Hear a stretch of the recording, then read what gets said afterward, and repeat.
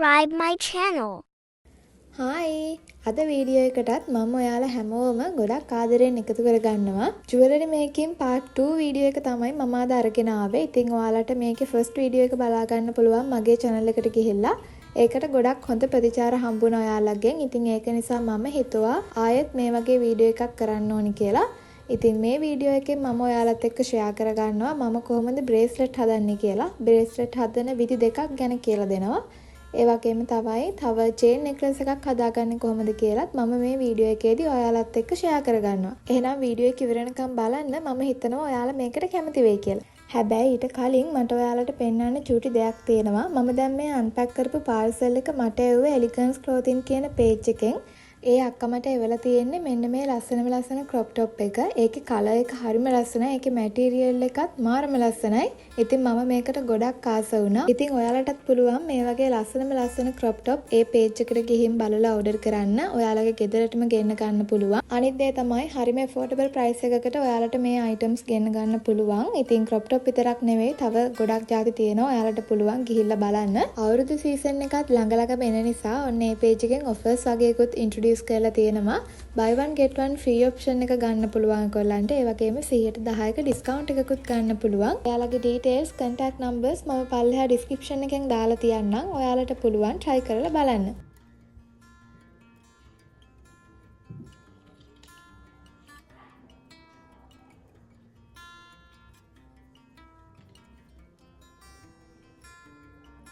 එහෙනම් අපි දැන් බලමු කොහොමද මෙන්න මේ විදිහට බ්‍රේස්ලට් එකක් හදාගන්නේ කියලා. ඉතින් බ්‍රේස්ලට් එකක් හදන පළවෙනි විදිහ තමයි මේක.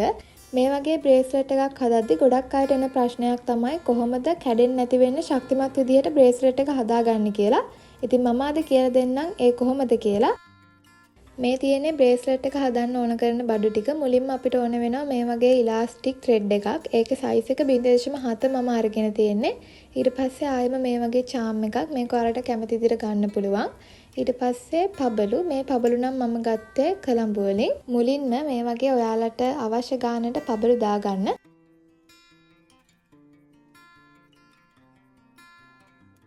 පබලු ටික දාගත්තට පස්සේ මම දැන් මේ පෙන්නන විදිහට ඔයාලට පුළුවන් ඒකට ගැටයක් දාගන්න.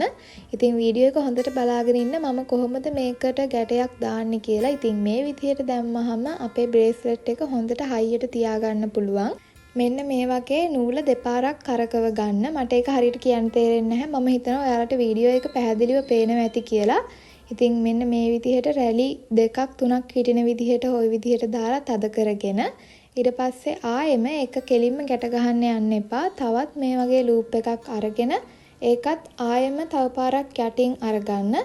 ඊට පස්සේ තමයි මේක තද කරගන්න ඕනේ. මම හිතනවා ඔයාලට පැහැදිලි වෙන්න ඇති කියලා. වීඩියෝ එක හොඳට බැලුවා නම් ඔයාලට මේක තේරුම් ගන්න පුළුවන් වේවි.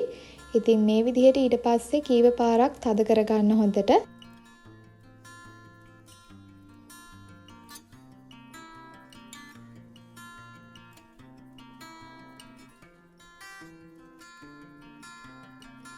ඔයාලට පේනවා ඇති මේක ඇත්තට කැඩෙන්නේ නැහැ. හොඳ හයියට තියෙනවා. ඉතින් අනිවාර්යයෙන්ම ඔයාලා බ්‍රේස්ලට් එකක් හදද්දි මේ විදිහේ ගැටයක් දාගන්න. ඊට පස්සේ එහෙම ගැටේ දාලා මෙන්න මේ ගම් එක පාවිච්චි කරලා එතන චුට්ටක් ගම් ගා ගන්න.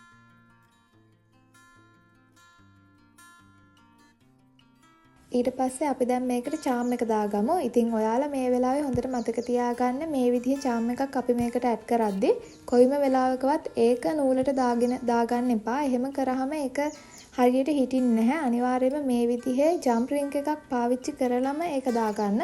එතකොට තමයි ලස්සනට එල්ලලා වගේ තියෙන්නේ. ඔක්කොම කරලා ඉවර වෙලා මේ ගම් එකත් වේරුණාට පස්සේ ඔයාලා කතුරකින් මේ ඉතුරුන කෑලි දෙක කපා ගන්න. ඉතින් ඔන්න ඔය විදිහට තමයි මේ විදිහේ බ්‍රේස්ලට් එකක් අපි හදාගන්නේ. දැන් මම ඔයාලට කියලා දෙන්නම් කොහොමද මේ වගේ චේන් නෙක්ලස් එකක් ලේසියෙන්ම හදාගන්නේ කියලා. ඉතින් මේ වගේ නෙක්ලස් හදාගන්න ඔයාලට සිල්වර්, ගෝල්ඩ් වගේ චේන් ගන්න පුළුවන්. අද මම තෝරගත්තේ ගෝල්ඩ් කලර් එකක් හදන්න. ඉතින් එහෙනම් අපි බලමු කොහොමද මේක හදන්නේ කියලා.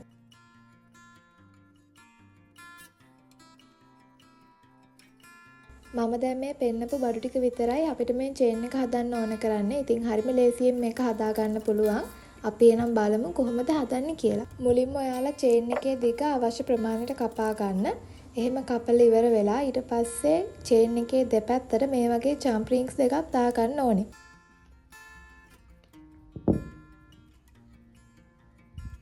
ඊට පස්සේ මේක එක පැත්තකට මම දැන් මේ පෙන්නන විදිහට ලොක් එකක් දාගන්න ඕනේ.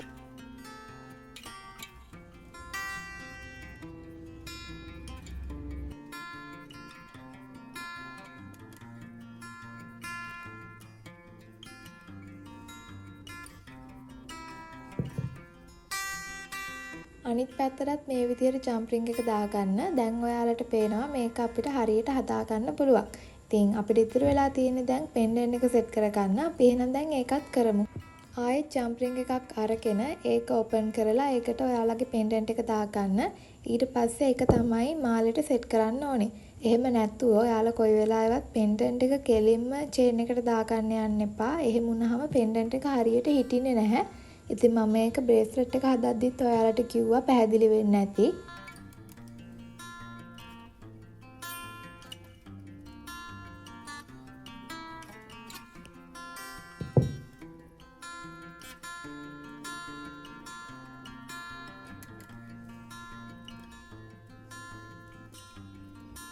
ඔන්න දැන් ඔක්කොම හරි අපේ චේන් එක රෙඩි. ඉතින් ඔයාලට පේනවා ඇති මේක හරිම ලේසියෙන් හදා ගන්න පුළුවන්. ගොඩක් වෙලාව යන්නේ නැහැ. සාමාන්‍යයෙන් අපි බීඩ් නෙක්ලස් එකක් හදන්න නම් ටිකක් වෙලා යනවා. හැබැයි මේ වගේ චේන් නෙක්ලස් එකක් හදා ගන්න අපිට හරිම පොඩි වෙලාවකින් පුළුවන්. ඉතින් මේ තියෙන්නේ මම මේ වගේ හදපු තවත් චේන් නෙක්ලස් එකක්. මේක නම් සිල්වර් කලර්. මම දැන් ඔයාලට කියලා දෙන්නම් මේ විදිහේ බ්‍රේස්ලට් එකක් කොහොමද හදාගන්නේ කියලා. ඉතින් මේක මම කලින් හදපු විදිහට වඩා වෙනස්. වීඩියෝ එකේ මුලදී මම ඔයාලට කිව්වනේ බ්‍රේස්ලට් හදන විදි දෙකක් ගැන කියලා දෙනවා කියලා. ඉතින් පළවෙනි විදිය මම මුලින්ම ඔයාලට කියලා දුන්නා. දැන් මම මේ දෙවෙනි විදියට කොහොමද හදන්නේ කියලා දෙන්න හදන්නේ. ඉතින් පුරුදු විදිහටම මම මුලින්ම කරේ මට හදන්න ඕන කරන ඩිසයින් එකට අවශ්‍ය කරන හැම බීඩ් එකක්ම මගේ ළඟට ගත්තු එක.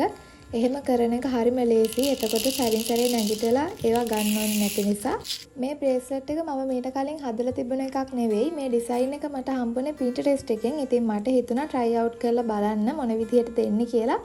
හැබැයි ඉතින් මේ ෆොටෝ එකේ තිබුණ බීඩ්ස්ම මංගාව තිබුණේ නැහැ. ඉතින් පාට ගලපලා මම මංගාව තිබුණ ඒවා අරගෙන මේක හැදුවා. ඉතින් එහෙම තමයි. ඔයාලා මොකක් හරි කොතන හරි දැක්කම ඒකම කරන්න ඕනේ කියලා දෙයක් නැහැ.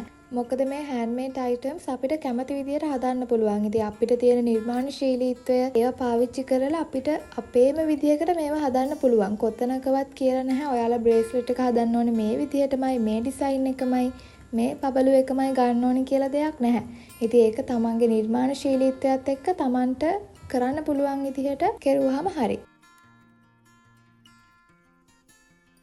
කලින් හදපු බ්‍රේස්ලට් එක අපි හදාගත්තේ ඒ ඉලාස්ටික් එක ගැට ගහලානේ. හැබැයි මේ බ්‍රේස්ලට් එක ඒ විදිහට නෙවෙයි හදන්නේ. කලින් වීඩියෝ එකේ බීඩ් නෙක්ලස් එක හදන්න කියලා දීපු විදිහට තමයි මේ බ්‍රේස්ලට් එකත් හදන්නේ. ඉතින් වෙනසක් නැහැ. වෙනස තියෙන එකම ඒක නෙක්ලස් එකක්, මේක බ්‍රේස්ලට් එකක්. ඉතින් ඔයාලට පුළුවන් ඒක හරියටම පැහැදිලිව බලා ගන්න මගේ කලින් වීඩියෝ එක බැලුවොත්. ස්ටෙප් බයි ස්ටෙප් මම මේ වීඩියෝ එකේදී කියලා දෙනවා කොහොමද මේ නෙක්ලස් එක හදන්නේ කියලා. ඉතින් මේ වීඩියෝ එකේදී මම ඒක ආයෙ මුලින් නම් පෙන්වන්නේ නැහැ. ඉතින් ඒ කොටස ඔයාලට බලා ගන්න පුළුවන් මගේ කලින් වීඩියෝ එක බැලුවොත්. ඔන්න ඉතින් මේ තියෙන්නේ මම මේ ඩිසයින් එකට හදාගත්තු බ්‍රේස්ලට් 3. ඉතින් මම කලර්ස් 3කින්ම හදාගත්තා. ඉතින් මේවා ලස්සනයිද කියලා ඔයාලා පල්ලෙහායින් කමෙන්ට් එකක් දාගෙන යන්න. එහෙනම් මේ වීඩියෝ එක මම අද මෙතනින් ඉවර කරනවා. මම හිතනවා ඔයාලට මේ වීඩියෝ එක වැදගත් වෙන්න ඇති කියලා. ඉතින් ඔයාලා වීඩියෝ එක ගැන මොකද හිතන්නේ කියලා පල්ලෙහායින් කමෙන්ට් එකක් දාගෙන යන්න. එහෙනම් ආයෙත් දවසක අලුත් vlog එකකින් හම්බ වෙනකන් ඔයාලා හැමෝම සතුටින් පරිස්සමින් ඉන්න. බයි.